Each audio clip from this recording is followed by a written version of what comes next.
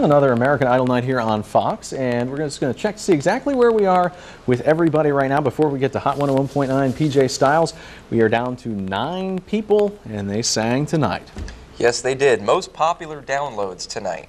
And I got to say, I was a little surprised and slightly disappointed tonight because with most popular downloads, I would have thought, with them being younger performers, that they would have taken, you know, kind of contemporary hits right now. A lot of people did some old songs tonight, which surprised me a little bit. Still did a good job with them, but surprised me. But we still do have a top 3 tonight. Okay, let's hear it. Kicking things off, Danny did a Rascal Flatts song, which I thought was a great choice because that was a country chart hit.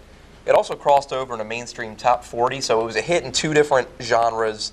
So it has a wide attraction to it, and you could really feel the emotion the way he did the song. So I don't think he has anything to worry about tonight. Okay.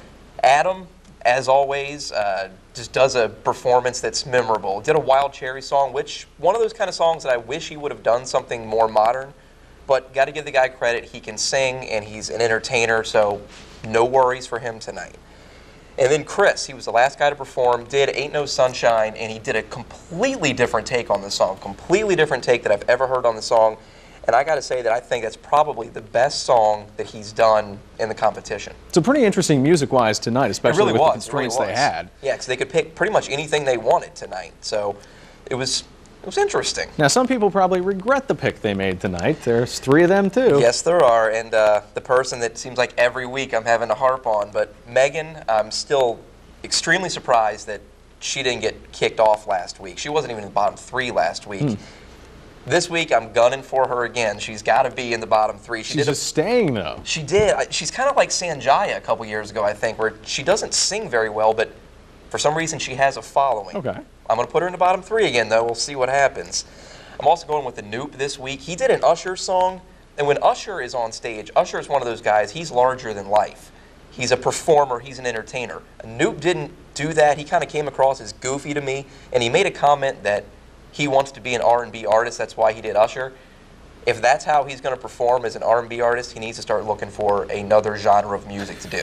Tough critic here. Tough. And then Matt, he did a song by The Fray, which is a group I really like, and I thought that was a song that he would be able to do really well.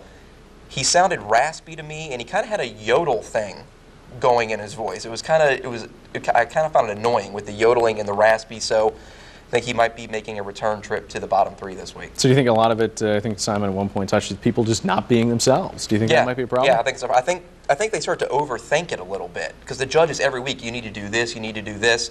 I think they just need to stick with what they think they need to do instead of thinking too much about song choice. And listen to PJ Styles. Yes, and real quick, just want to throw out, today is my wife's birthday, so I just wanted to say happy birthday. Oh, happy birthday.